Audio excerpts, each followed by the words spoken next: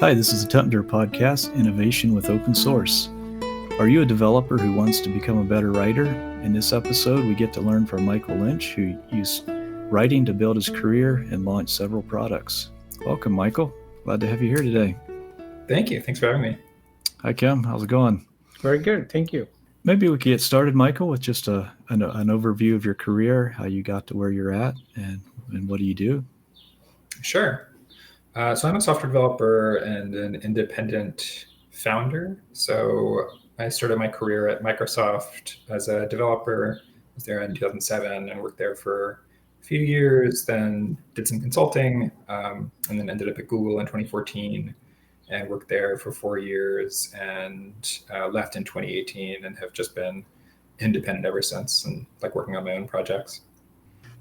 What are the reasons you kind of quit the Microsoft and Google route? That's obviously gone from one extreme to another, from big tech to kind of doing your own thing.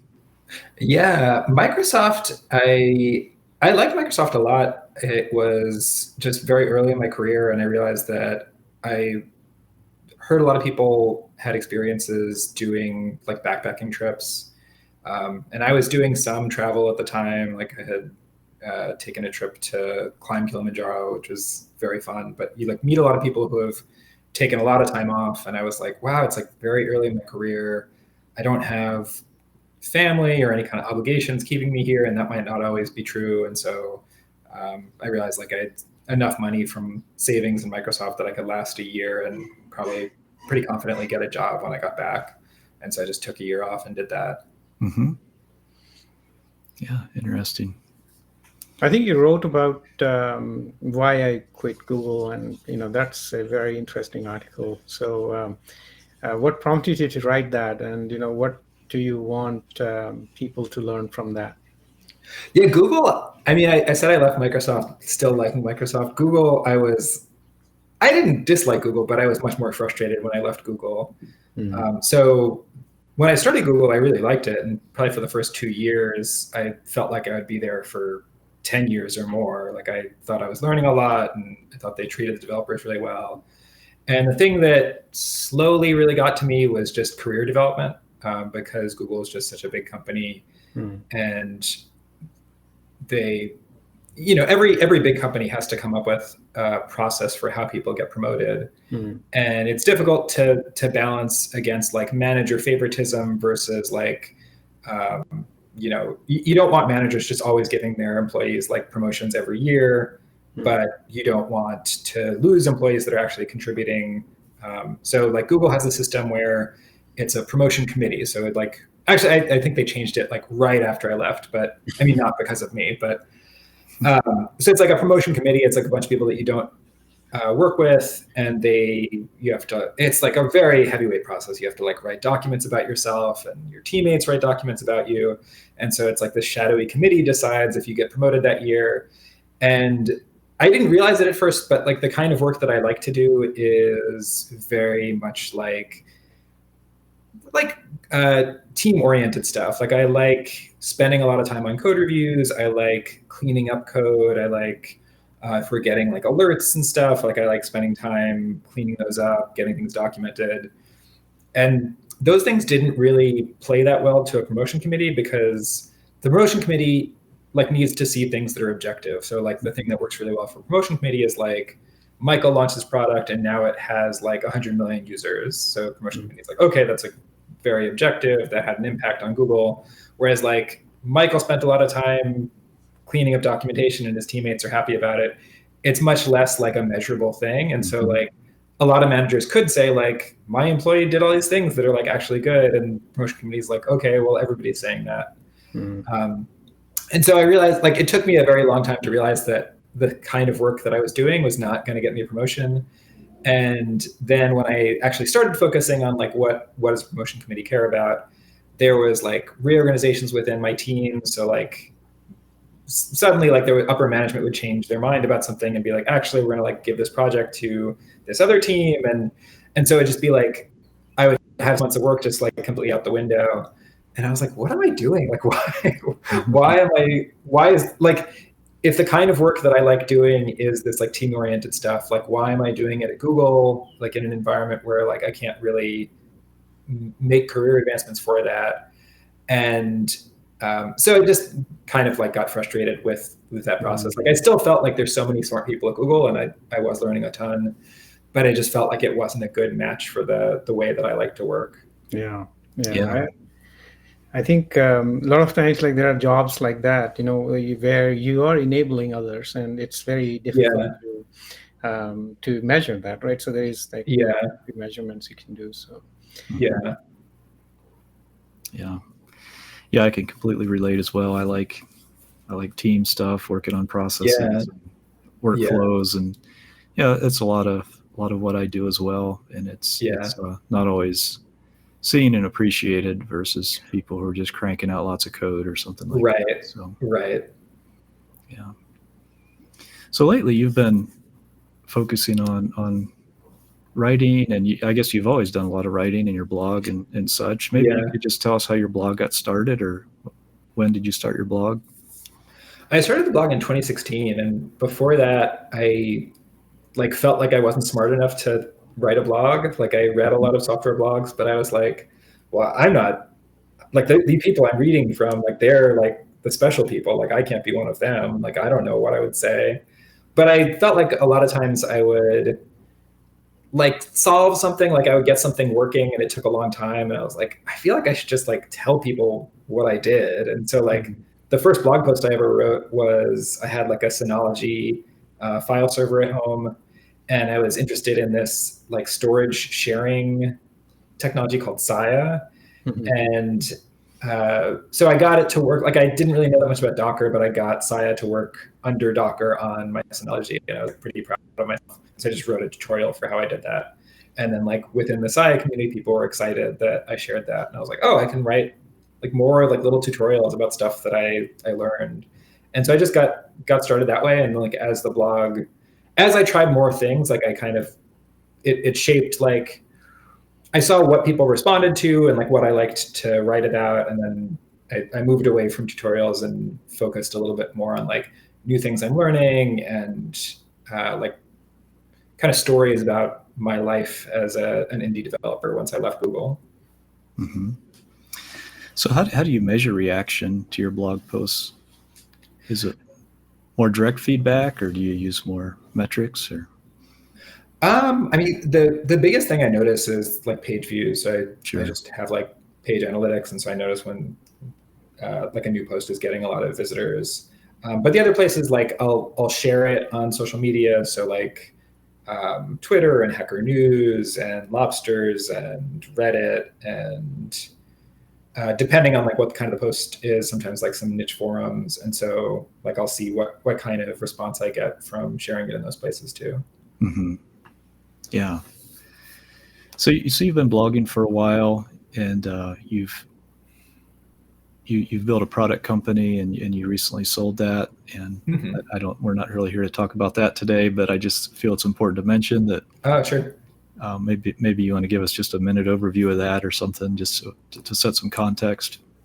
Sure. And like that actually came out of my blog as well. So I have a lot of home servers. So like I would run VMs on a dedicated server, and I mentioned like having a file server. And one thing that always bugged me is like if I would screw something up and like break the network connection to one of those servers, I would have to like drag it over to my desk and disconnect my main monitor and keyboard. And I was like, I really want some kind of like remote management thing. And like I wasn't using like the fancy motherboards that had remote management. And I found out that Raspberry Pis could emulate a keyboard, like they could pretend to be a USB keyboard. And I was like, that's kind of neat. Like, what if I use the Raspberry Pi as USB keyboard, and then like there has to be some way to capture video with a Raspberry Pi. And I started working on that, and like I had like I got the keyboard part done. I mean, I definitely wasn't the first one to do it, but I think I would like a good tutorial when a lot of people hadn't. And I said at the bottom, like I make this into a product. Like if you're interested, sign up. And like 12 people signed up, which is kind of a lot for like something that only half works. And then 2 people ended up pre-ordering before I had a real thing. And then I wrote about the process of finally getting the device to work. I called it Tiny Pilot. And so you could plug it into a server and connect like HDMI output and plug in the USB to a USB port on the server. And it would, you had a remote management, like it would show up in the browser, and you'd see what's on the display on that computer and you can type into it. And so I wrote about just the process of getting it working, because it was like, there's so many things during figuring out the prototype where I almost gave up, but it was just like I got kind of lucky. Like I happened to notice a tweet where like this new HDMI capture device came out.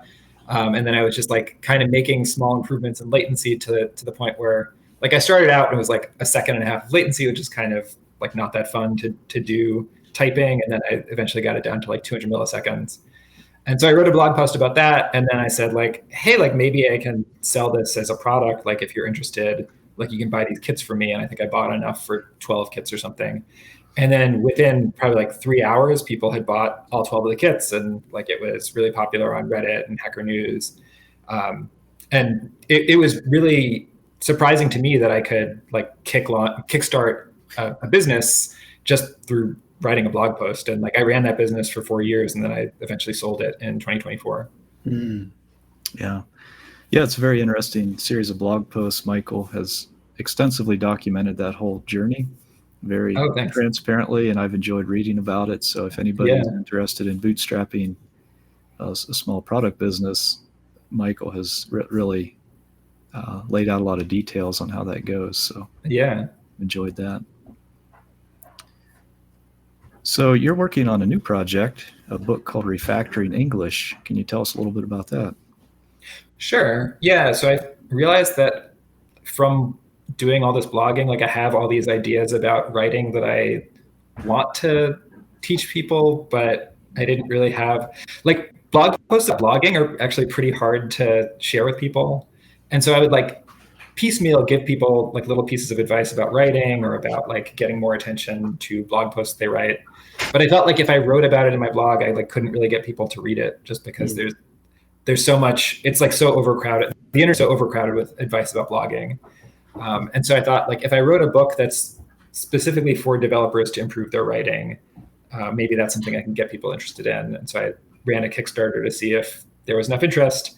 And I managed to meet the goal on Kickstarter. And so I'm like, great, I'm writing this book. And so the goal is to just capture all the most useful things that I've learned from trial and error in the last decade of blogging, and then like kind of consolidate that into a book that makes it really easy for people to learn the things that I've learned. Mm-hmm. Yeah. Technical writing is, so it's a very interesting area that you're touching, because, you have like professional writers, they can write about things. And then you have people who know about stuff, but may not be able to put it best out there, but they are the best people to put it out there. Right. And so I think this is, what I see is this is very valuable for a large crowd to kind of like really improve. And I think it'll help the technology sector quite a lot, because I met several people who have this knowledge with them, but they have that bar to not write it out, because either they don't feel confident or they don't come out the way they'd like to. So I think it's very, very useful project actually. Yeah. I mean, that's part of my motivation. Is I feel like a lot of developers like hear technical writing and they're like, well, my job isn't technical writer, so like why would I invest in writing? Yeah. And I feel like there's so much that you can do with writing as a developer. Like you don't have to think of yourself as a technical writer, but like you can attract customers to like a new product that you make, or you can like gain visibility in your organization by getting good at like writing in a way that makes sense to executives and people in different parts of your organization. Sure. So why is writing important? Do you have any thoughts on that?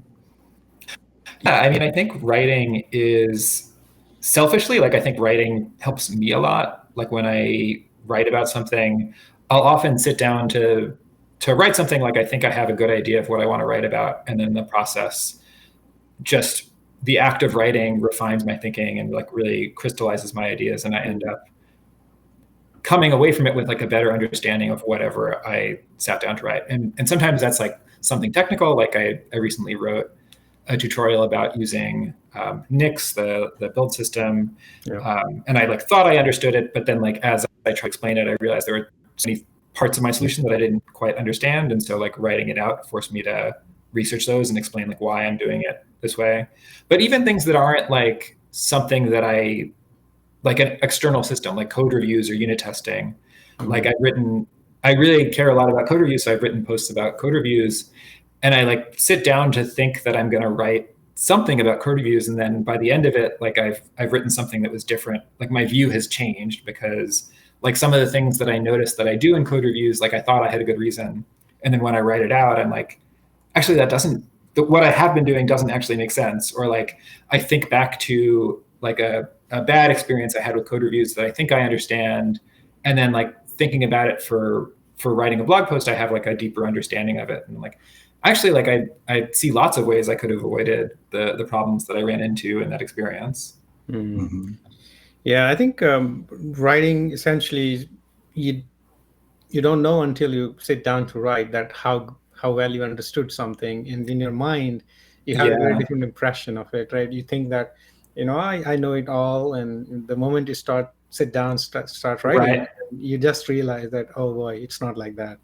Yeah. It kind of helps clarify your own thinking and your own thought process. Yeah. And I also see it as like, a lot of times we have thoughts in our mind, and they're sort of in your cache, and they create stress. And once you kind of like put that to paper or keyboard, that also helps you release that stress out. Yeah, definitely. So what's your thoughts on short form writing? Like people do blogging, or like people do daily write-ups, people do tweets, right? And then you have blogs, and then now you're doing a book, which is like long form writing. So what has been your learning or what's your take on all these different kind of writings?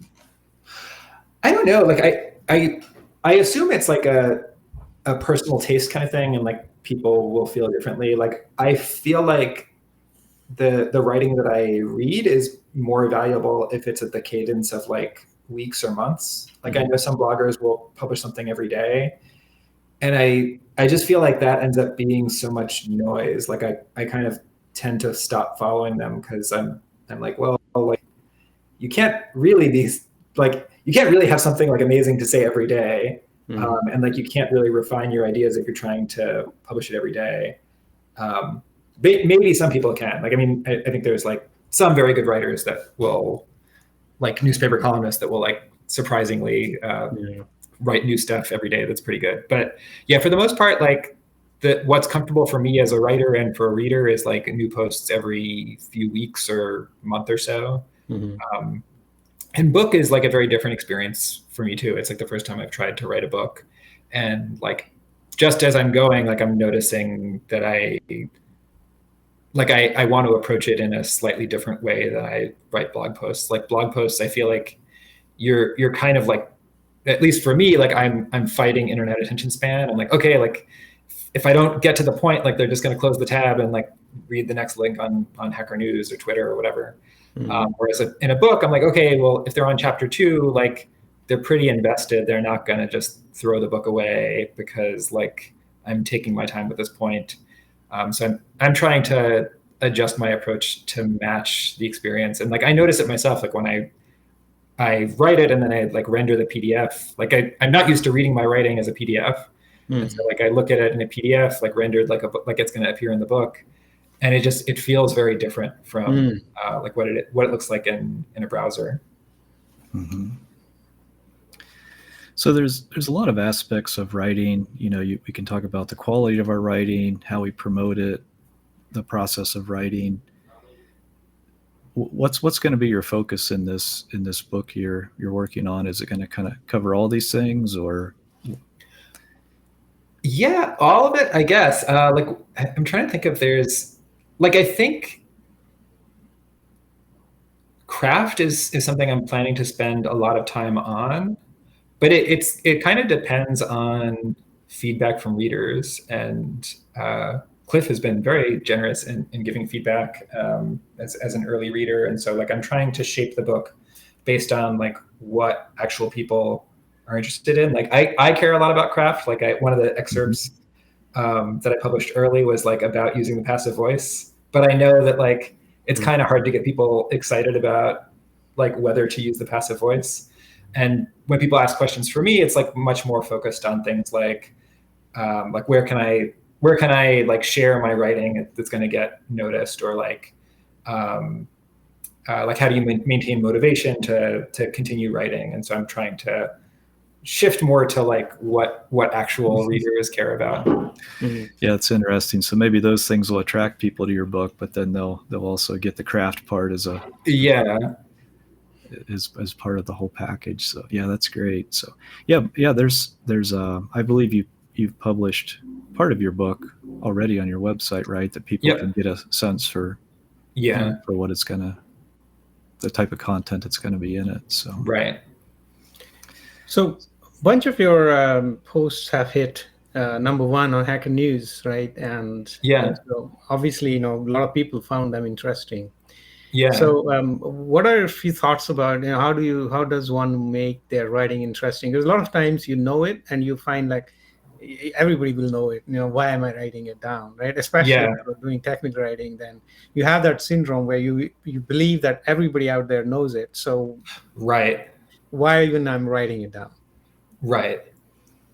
Yeah, I think one of the biggest mistakes people make is like not thinking through the reader experience. Like they think, okay, like these are the things that I want to say, but they don't get in the reader's mindset of like, what is the reader going to care about? And like, what is going to get the reader's attention?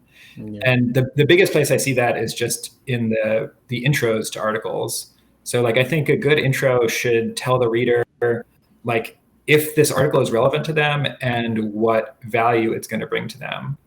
And so if you start the article and you want to tell them some like great technique for improving the way to write C++, and you start out by saying like, well, let's like look back at the history of C++ and like let's think about the KNR book C and just like really meander before you get to the point.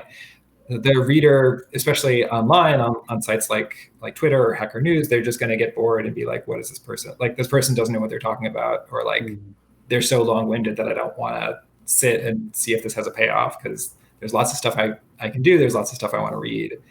And so I think that is the best like bang for the buck change you can make to your writing, is just like think about within the first like 2 to 5 sentences, like the reader should understand, like, is this article for me? And like, what's the value that I'm going to get if I stick with it and read to the end of the article? Yeah. Do you think that also applies to the title as well? Do you spend a lot of time working on titles? Yeah. I mean, I don't think I'm that good at titles, but yeah, the title is part of it. Yeah. I should say like title plus 2 to 5 sentences is like, yeah, because the title is what has to get them to click on it in the first place. And I think a lot of people like over-index on the title and think like, okay, once they've clicked, they're just going to read everything. And they're still like, the reader is still not sure once they click the title. They're probably like not sure until they're like halfway through. Sure. But yeah, there's an art to titles. Like it's hard because you don't want to do something that sounds clickbaity. Like you don't want to have like one weird trick that developers will hate you for. But you also don't want to have something that's like so, I don't know, so to the point that is going to like bore everybody. Like you don't want to have like a new technique for C++ because it's just like, why is somebody going to click that? Yeah. So Kim mentioned, you've had good success promoting your articles on Hacker News and other places. Yeah. How does that work, for somebody who's not done a lot of that? Is it just pretty much luck, or is there do you have to kind of work at it, or how does that go? I mean, I think the thing that's fun about Hacker News that's unique among communities is that it's like anybody can sign up and submit a story like as soon as you sign up. Like a lot of communities are concerned about spam. And so there's like, you have to reach a certain threshold within the community before you can submit a link. But Hacker News is like, you can join Hacker News right now and 5 minutes later submit a link and like maybe it's on the front page. So that's kind of a neat thing about Hacker News. And if you read like Reddit as well, like I think the same thing is true in like a lot of subreddits, although it depends on which community. But Yeah, like I think in terms of, and you could get lucky. Like I think some of my early articles were popular on Hacker News kind of out of luck. But I think the thing that you can do to improve your chances is to spend time like reading those communities, and like ideally participating in those communities, like responding to other people's articles, just to get a sense, so you can kind of develop your own intuition about the culture there, and like what kind of things are popular in those communities. Because the thing most communities don't want is somebody who's just like a drive-by contributor who's like a self-promoter and like doesn't actually care about the community, just wants to like dump their stuff and collect some readers and go on their way. Like people, like pretty much all communities want somebody who's going to be like engaged and respect the community. Mm-hmm. That's interesting. So they can detect pretty easily if you're a drive-by poster versus if you're a contributor. Yeah, I mean, on like Hacker News and Reddit, they can just see your post history, and like depending on the community, they're more or less hostile to it. Like Hacker News is pretty open to it relative to other communities, but like if the post feels very self-promotional and you're like a brand new hoster, they're going to be like, hey, wait a second, like you're just shilling your own stuff. Mm-hmm. But if you like go to Hacker News and you're like, hey, here's like a cool technique for, I don't know, like a cool programming technique or productivity technique, and you're not selling something, like it's a function of like, does it benefit you if we read this? Like, is there something we're giving you by visiting your post? And if it seems like you're brand new and like there's something in it for you, if people read it, people are going to be more suspicious. But if it's just like, hey, like I just have like a cool technique I want to share, check it out. Mm-hmm. Yeah. So do you do much on LinkedIn or any of those other platforms?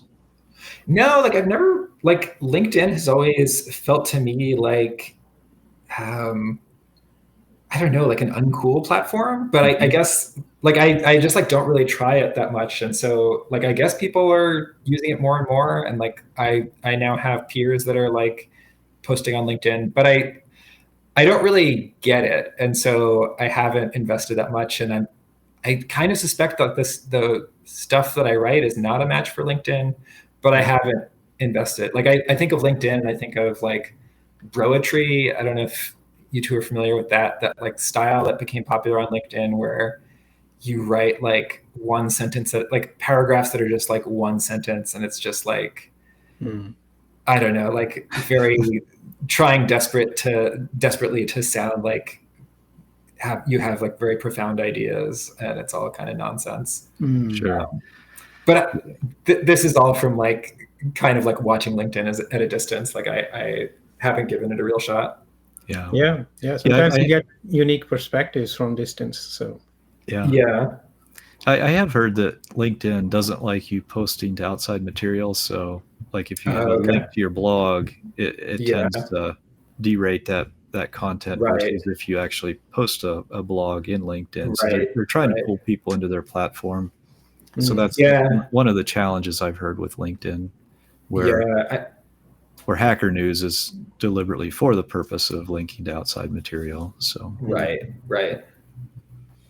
Very interesting. Yeah. So writing, is a demanding task. And how do you stay motivated? Because a lot of times we, especially in software engineering, we have things to do, and some of the programming offers you a quick kind of a dose of of satisfaction because you fixed that bug or did something. Writing is not like that. Writing is a process. So how do you stay motivated? And is there a process for that? Yeah, like I think some people are surprised when they ask me like, oh, like you write a lot, you must love writing. And I'm like, no, I don't like writing. It sucks.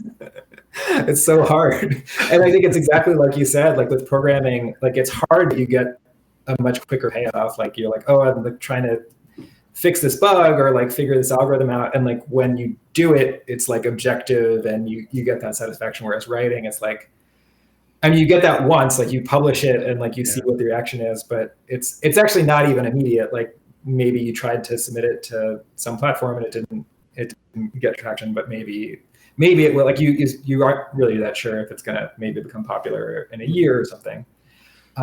But yeah, with writing, I think it is important to kind of come up with like a process that works for you.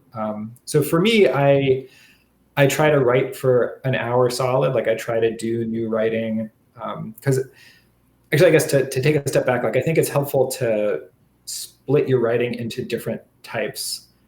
So some writing is like very like rote. There's not like creativity to it. So like you're writing something, you realize like, oh, I want to say like a date this happened, or there's like something you have to look up. And what I used to do was like I would go look it up, and then in the process I would like check my email or like check social media, and then like I'm out of flow. And so the thing I found helpful is to just dedicate like an hour to writing in flow state where I'm not checking anything. Like I go in and out of being like good at maintaining the like strictness of don't check anything else. But lately I've been pretty good, but it's just like, I know that during that hour, my focus is just on writing. Like I'm not going to look like I don't have any excuse to like go look something up, because if I need to look something up, I'm just going to put it in a to-do. If I like need to figure out how to format something, I just leave a to-do in the writing to figure it out later. And then I dedicate like if I'll use separate time to do those tasks that are not really creative writing, of just like editing screenshots and like fixing formatting and things like that. And so I found that like the hardest part of writing to me is those hours where I'm like just trying to write creatively and like write new things. And so making sure that I have protected time for that, and that it's easy for me to have that time, and like I'm not tempted to interrupt that time with other things, has been really helpful. But kind of the meta process around that is like, I got to this point by figuring out like what was preventing me from like doing focused writing. So like noticing like, hey, like I meant to do an hour of writing today, but I didn't actually do it. So like, why did that happen? And it's because I was trying to write at the wrong time of day, or was it because like I set a target, like I tried to write 8 hours, and like I know that I get tired after like an hour. So I think like the most important thing is for people to like observe themselves and figure out like what helps their motivation, like when do they feel motivated, and like what's getting in the way of that, and think about like what habits can you design for yourself that will facilitate you having this like focused time for writing. And also like understand like if you don't like writing, like no, that's normal. Like I think a lot of this feel hard where you're like, oh man, like this feels hard for me, and like other people don't complain about this, and so like maybe I'm just not cut out for it. But like a lot of writers really hate writing. Like a lot of great writers hate writing. So I take pride in hating writing. But yeah, I think just know that like because you dislike writing, it doesn't mean you're like a bad writer, or like it's not for you.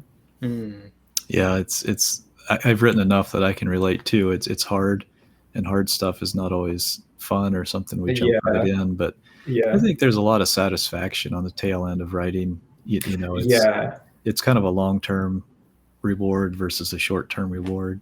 Yeah, definitely. And I appreciate the thoughts on reflection too. You really need to think about what's working and what's not when you're doing hard stuff like this. It's totally dependent on your own motivation. There's nobody pushing you from the outside. Yeah, absolutely. Also reminds me, I don't know if you've read much of Cal Newport, but I like deep work. He talks about this type of problem extensively, deep work he calls it. And you know, he talks about people that have a shed in the backyard with no internet that they go right in, or some scenario like that. So it's all kinds of ways to do it. So yeah, definitely.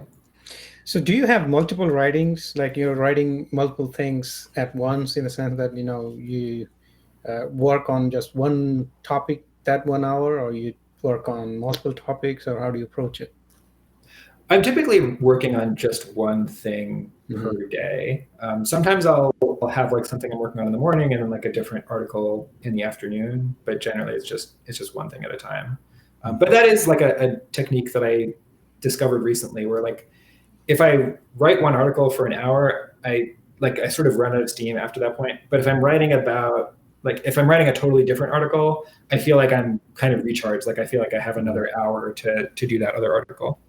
Yeah, sure.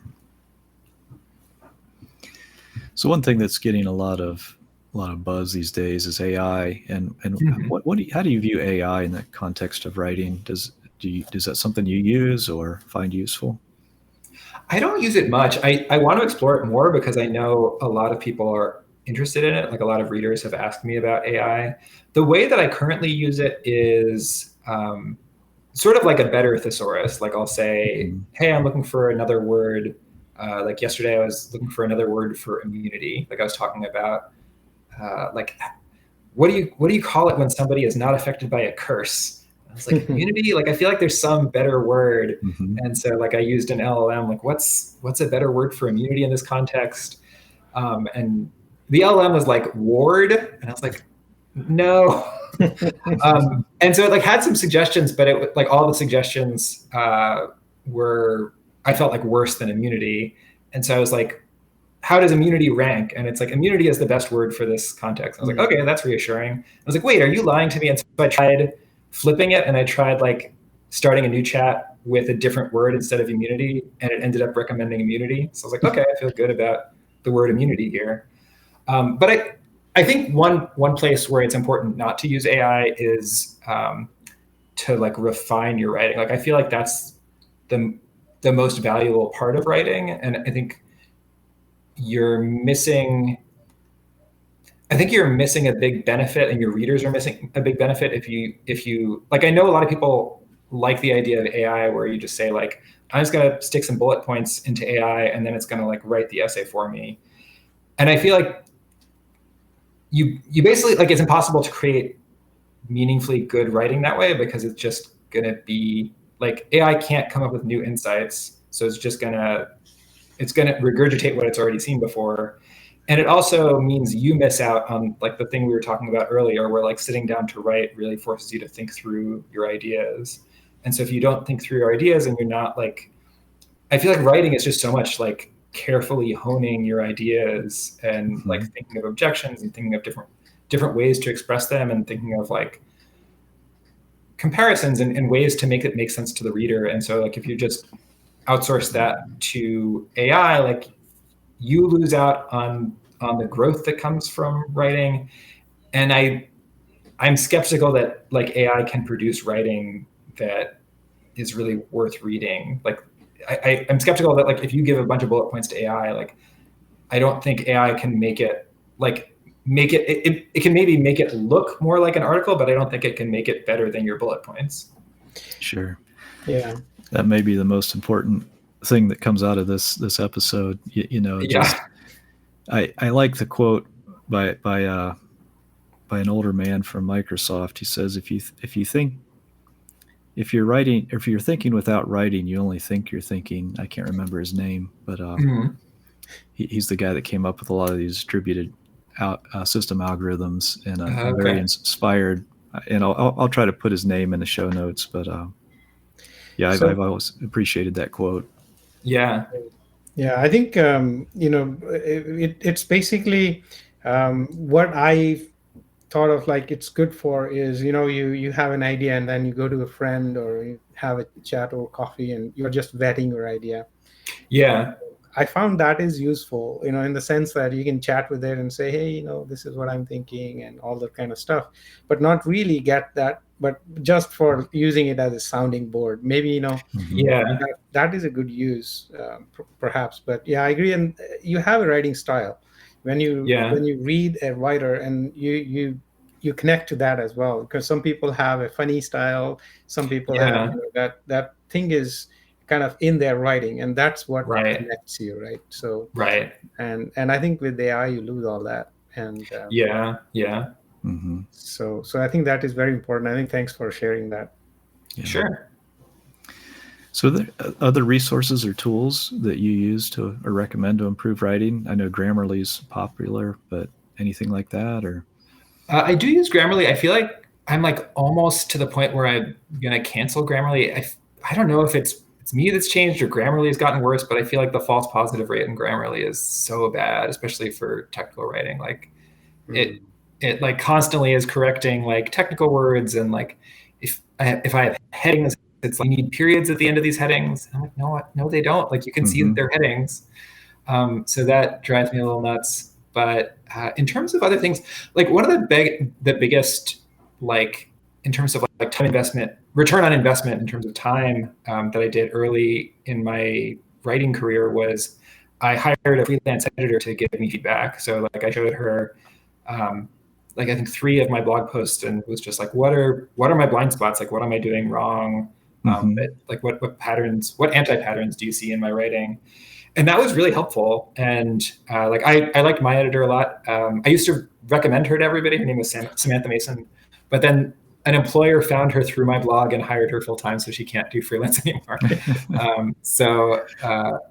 I don't have a go-to editor, but I think I don't think she's like a magic editor that like she's the only one that can give this feedback. I think the valuable thing is just hiring somebody who thinks a lot about clear writing and good writing and can give you feedback. And like one of the big things she told me was there was an article that I wrote about like pretty early in my blog about how I'd hired somebody like a gig worker from TaskRabbit as sort of like a poor man's private chef. Like I want to do meal prep, but I didn't want to cook. So I just hired somebody to come over to my kitchen and cook a week's worth of food for me. And my editor was like, so like, what do you want to communicate with the story? And I was like, what are you talking about story? It's just like, I'm just explaining like how much it cost and like why I did it. And then I was like, wait, this is a story. And like, once I realized that like I could frame certain things as stories, that was a pretty big revelation. It seems so obvious, like that, like some writing is stories, but like most of my most popular blog posts have been stories. Like the quitting Google post is like one of my biggest, the one with the biggest response, and that is because I framed it as a story. It was like in the beginning, I worked at Google, and like in the middle, this happened. And so many. There was like one where I spent $46,000 on a website rewrite that was like pretty disappointing. But yeah, like the ones that are stories, like when people meet me at conferences, they're either like, you're the guy that quit Google, or like, you're the guy that spent a stupid amount of money on your website, because they remember the stories. Yeah. I think humans, as we connect through stories, and that's very definitely true. Yeah. Power of stories. I think in technical sector probably we undervalue that, but it's a lot more effective if you can put it in the right context. So yeah, absolutely. So as a technologist, what technologies interest you in the future? That's a good question. I'm actually like in the market for a new language. I'm trying to figure out a new language to learn. I've been looking at Elixir, but then all of my like app ideas are like web apps, because it's like that I want to use myself or like share with family and friends. So I'm like, that web is good for that. But then I like look at Elixir, and it's like, for the web you want to use Phoenix, and then I look at Phoenix and I'm like, well, really you want to do Phoenix Live View, which is an SPA, and I'm like not that excited about SPA. But I like Nix. I have kind of a love-hate thing with Nix, but I'm running Nix OS as my whole. I thought I was gonna have. I used to, for like my whole life, I used Windows, and I thought I was gonna be like switching back and forth, but I haven't used Windows at all since I like just moved all. I did the initial install and moved my data, and like haven't gone back to Windows since. I really like Zig. I think Zig is like one of the most fun programming languages I've encountered. Like it reminds me of when I first learned to program in college. And so just like the thing that's fun about Zig is it's very low abstraction. So I think the goal is for it to be like the simplicity and performance of C, but taking advantage of all the language features that we've learned about in the last 50 years. And so when I write Zig, it feels like I feel like I'm controlling every byte in my program. Like I control, like, with Go and Python and stuff, you're like, I don't know how many times like my program reads this buffer of memory, like whatever, it's just passing it around. And in Zig, it's like, I know exactly how many times that like you're going to read this buffer of memory, and like I have exact control. So like that aspect of it is really fun. Yeah, I mean, I'm surprised that you moved from Windows to Nix straight away, because people take Windows and then they will use like Ubuntu or some of those, and then probably maybe Zorin, because the UI looks similar. But yeah, I mean, I was doing a lot of my work in Linux VMs, so I was running Debian VMs and just like I would have my Windows desktop, and I would SSH in and like use VS Code SSH. And so when I switched to NixOS, I was like, okay, I could just do all the stuff I was doing before and just skip the SSH. Like it's all just locally on like my system. Yeah, awesome. Yeah, we played with Nix ourselves. I think one of the servers that Cliff, commissioned using Nix is still up and running, I think. Oh, So, nice. Yeah, NixOS Simple Mail Server is an Yeah. awesome an incredible piece of technology. So Yeah. yeah, it's really neat. And I think we come from an embedded system world, and the repeatability, immutability. These are like Yeah. very concept that we really love. Yeah. Nix is kind of trying to address those, so it's very interesting Right. technology. I think the big downside is like everybody I talk to about Nix, or like if I read writing about Nix, I feel like it was like written by aliens. Like Mhm. it's Difficult. it's like everybody's read this guide that I haven't read. Like I know the NixOS manual, but people will talk about like I've bought books about Nix and NixOS, and like I'm still I've been using it for like a year and a half, and I still feel like there's so much of it I just don't get. There's like I'm like the Stack Overflow programmers that people used to joke about, where they just like know how to copy paste stuff and like put it together in weird ways. And there's like certain subsets. I mean, Nix is so huge. Like the scope of the project is enormous. So there's like little subsets of like I got to understand like one little part of the build really well when I wrote that tutorial about Nix. But yeah, like I'll read blog posts and they're like, oh, you just like add this line. I'm like, to what? Add that line where? And like, how did you know that that's the line to add? And like, yeah, I mean, I feel the same way with like Webpack stuff and a lot of like front end stuff, where it's like, yeah, just like modify this thing. Like, what? How did you know to do that? Yeah. And so like Zig is the opposite. Like Zig, I find like there's so little abstraction. It's so easy to reason about that it's satisfying in that way. Sure. Yeah, that's very interesting. Any other tools that you recommend or use? I'm trying to think. Like, is there anything I am really excited about? I really like plain text accounting. Oh yeah, I use that as well. So. Oh, what do you use? Each Ledger. Yeah. Okay, cool. H Ledger is cool. I think it's amazing. Yeah. I looked at H Ledger. I kind of backed away because I don't know Haskell, and Haskell frightens me. But that's a candidate language for me to learn, because I feel like it would be interesting to learn something that's so different from what I know. I did bean count because I'm more comfortable in Python, but they just had like a big version, like a version switch where it's not backwards compatible, and I'm like, I have to like go through and figure out how to migrate to version 3, and there's not good documentation. But just plain text accounting, like as a concept, I really love. Like I used to use Bench, which like I think shut down and like was rescued. But yeah, like I also tried I don't know, like those SaaS bookkeeping apps, and I feel like they're so scary because like you enter a transaction and then you realize you made a mistake, or you've been like categorizing something wrong, and you either have to like go one by one and change everything, or like you delete something and you're like, whoa, what state am I in? And like if I import it again, or like did I lose this transaction? Whereas with plain text accounting, it's like it's under source control, and like you can just fix most mistakes by like a find and replace, and it's so easy to like step back and such a good view of all your transactions. I really love it as concept. Yeah. So do you use that for both business and personal, or do you just use it for your business? Just business. I tried doing it for personal, and like my personal expenses vary so much more than my business expenses that I felt like it was like with my business expenses, there's like 90% of the vendors that I work with are the same month over month. So I can just create rules, and then like doing a new month is really easy. With personal, it's like I shop at all these different stores, like one-offs. So I'm like, I don't really like the value. It's like kind of neat, but like the value I'm getting relative to how much work I have to do to manage all these different merchants is not really worth it. Yeah, and I'm not sure I could get my wife on board with plain text accounting either. So that's one of my I want her to be able to use it too. So yeah. So do you have any? Go ahead. Do you write using like Visual Studio Code, or what kind of editors do you use for writing? Or I like VS Code.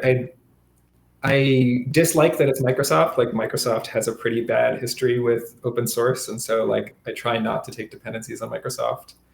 But in terms of like editors I've used, it's pretty good. I used to use Vim, and then I switched to VS Code and just felt like I am able to move around so much faster. But I do want to get better at like, I think I don't have good keyboard discipline. Like I reached for the mouse so many times where like I should be just better at learning the keyboard shortcuts and stuff. So I feel like VS Code is a little bit too forgiving of me in that respect. Yeah. But yeah, VS Code just from momentum kind of.